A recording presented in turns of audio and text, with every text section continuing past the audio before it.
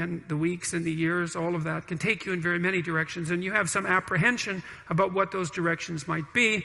You have some apprehension about what role your choices might make in transforming that potential into one form of actuality or another. I mean, you certainly know that there are dreadful mistakes that you might be very tempted to make that would produce all manner of hell around you and still be tempted to do it. It seems like it's sitting there right in front of you as a possibility.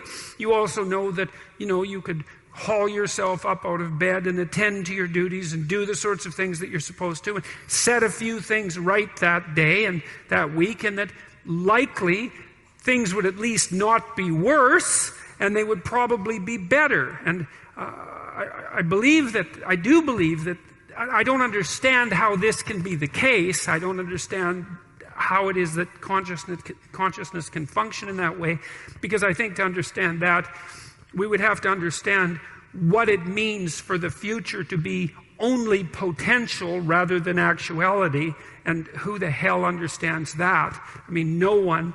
And then we'd have to understand how it is that our conscious choices and our conscious ethical choices transform that potentiality into actuality, into reality, into the present and the past. And we certainly act as if we believe that that's what we do. We upbraid ourselves. For example, when we do a bad job of it, we're upset with our children and those we love if we don't believe that they're living up to their potential. We're guilty and ashamed when we make choices that we feel are inappropriate. We understand to some degree that the manner in which time lays itself out has something to do with the ethics of our choice. And again, I would say that's a very deep idea. I think it's the most true idea I know.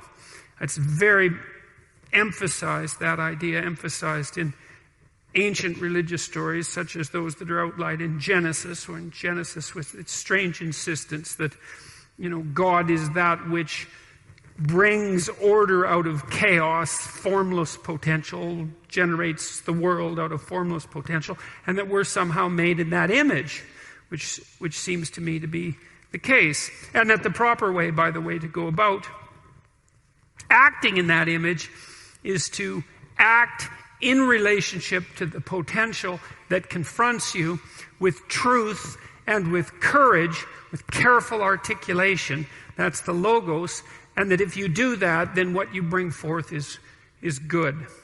So, anyways, those are all background ideas that are associated with 12 Rules for Life, and they have a bearing on this question that I want to answer tonight and discuss the topic of human dignity. It's not a topic you hear a lot about. There's a lot of topics that are sort of related to human beings that you don't hear a lot about anymore. You don't hear a lot about nobility. You don't hear a lot about endurance, let's say, stalwartness, courage, dignity. Those aren't values that we discuss much. Responsibility being another one, which is one I'm quite thrilled about, all things considered, because I think it's the pathway to meaning itself. But so his was the topic of human dignity, and he asked us a question, do you believe in God? And then he said, as a Catholic, I don't see any other way that we can have a universe with dignity. And so I'm not so concerned about the second part of his commentary, although I might get to that. But the first part, do you believe in God, is a question that's been leveled at me many times. And I'm going to, there's some other people on the panel, and I'm going to just review what they said briefly, and then I'm going to talk about what I said, and then I'm going to fix what I said, I hope, so that it's better. At least that's the plan. So Terry Butler, who is a labor frontbencher, said, I'm agnostic. People are inherently valuable because they are people. And no, that doesn't work out. It's one of those 1 minute answers, except it's actually only 10 seconds. Because you can make the opposite argument, and people do all the time, like the Club of Rome, for example, which was an organization in Rome, logically enough, formed in the 60s, was very much concerned about the terribly detrimental effect that human beings were having on the planet. And I believe it was one of the Club of Rome members who coined the idea, and if it wasn't, it was someone who was thinking exactly the same way, so it works out either way, that human beings were something approximating a cancer on the planet, because of all the terrible things we were doing ecologically and so forth. That was back when people believed we were going to overpopulate the planet to such a degree by the year 2000 that there would be widespread privation and starvation, which, by the way, if you haven't noticed, there isn't.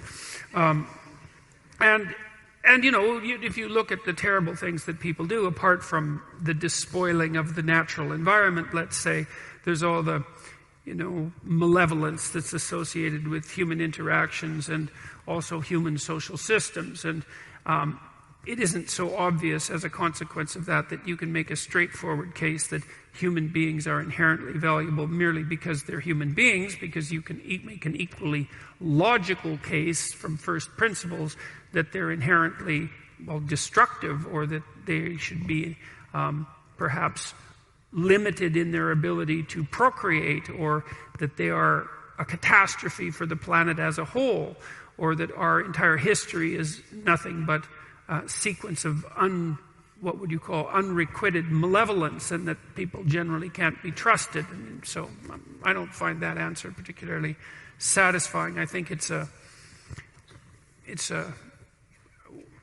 just self-referential. People are inherently valuable because they are people. It's like, you don't really get anywhere with an answer like that.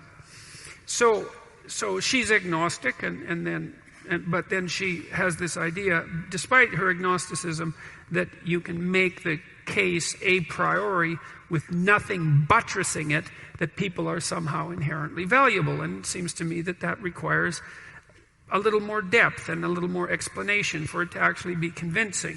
It's not obvious to me that people themselves think that they're valuable all the time. Often they don't think that at all. They certainly don't think that often when they're depressed.